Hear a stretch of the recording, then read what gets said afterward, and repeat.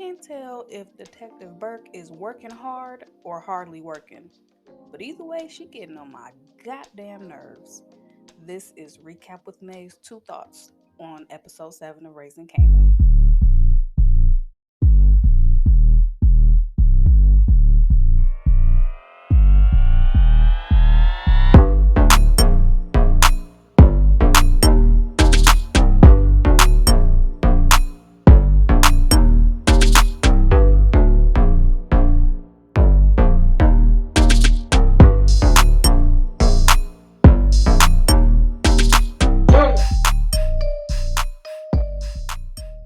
Hey y'all, welcome back to another video. And we gonna recap with May.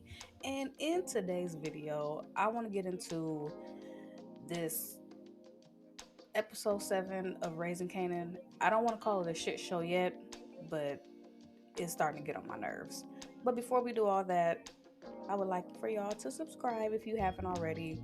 Trying to make it to 1,000 subscribers here soon. So help me do that.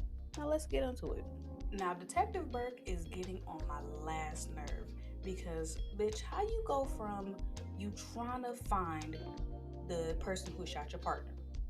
Then it goes from that to my partner's hiding something. And now you investigating his past. And she is very fucking close to closing out this case. The fact that she went this far is just wild to me. Like, Detective Howard, get your girl.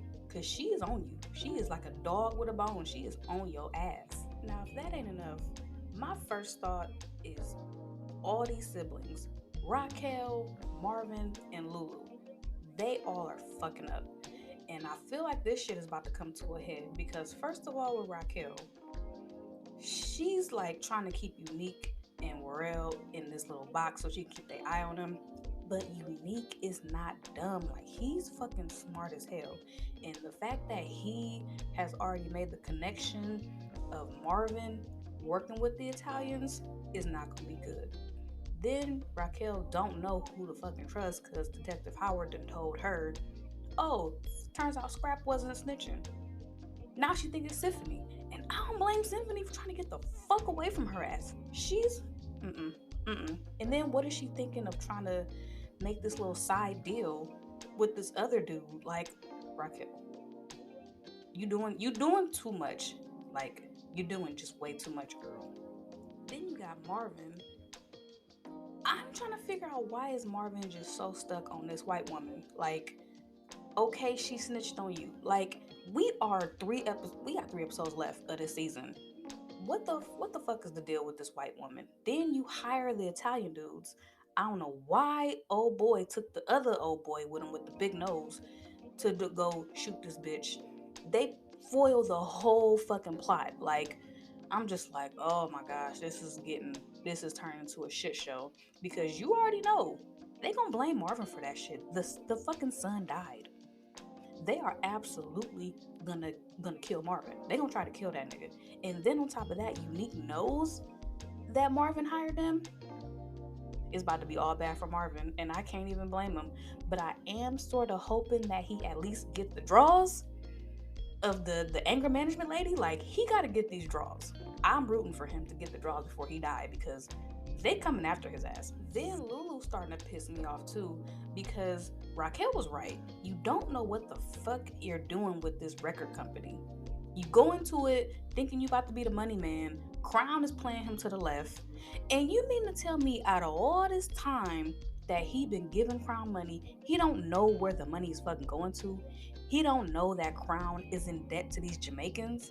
Like, I'm starting to feel like the writers is playing games because y'all introduced these Jamaicans that supposedly Crown owes this money to in episode 7?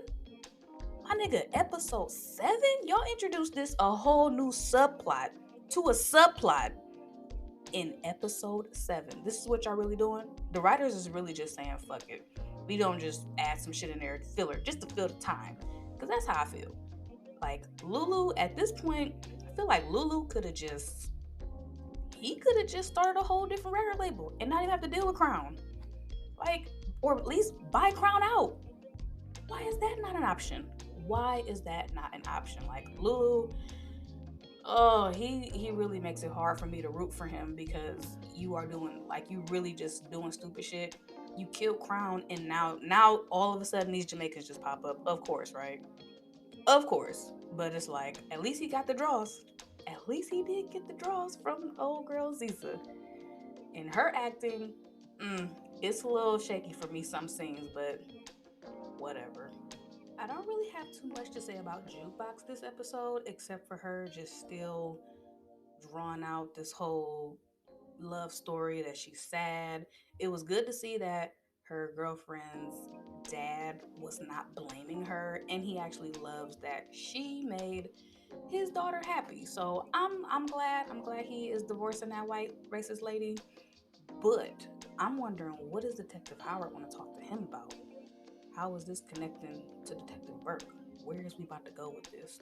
But it was a little cringy when she was in the church and that man was just going over and over and over about sleeping with your husband's sister, your husband's all that shit. That it was just cringy because you can tell she is not comfortable there. But we shall see where her storyline takes us. That brings me to my second thought, and that fucking lady is dead ass wrong for seducing Kanan like that. Not only is he a kid and she's fucking grown as hell, but that's also her daughter's boyfriend. Like, what 17-year-old is gonna stop when a fucking grown ass lady is pushing up on him? I already was yelling at my TV talking about where's her clothes? Who answers the fucking door like that? Bitch, if you don't put on no clothes. So she knew what she was doing from the very first time she met Kanan. I ain't trust that lady. I just think it's weird for older women to try to sleep with younger dudes. That is fucking weird and that's very predatory. But I'm waiting till Raquel finds out. Because y'all saw that the daughter went to her and was like, there's something I think you should know. And if I know Raquel the way I think I know this fictional character, she is about to fucking flip on this lady. As she fucking should. But what do y'all think?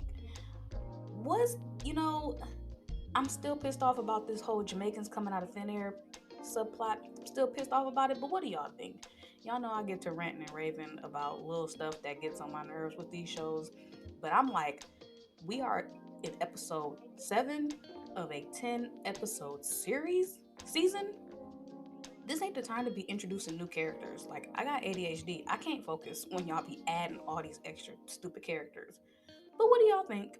Let's chat in the comments about it. And if you haven't, you made it to this point, you might as well go ahead and subscribe. So I will see y'all and talk to y'all in the next one. Peace.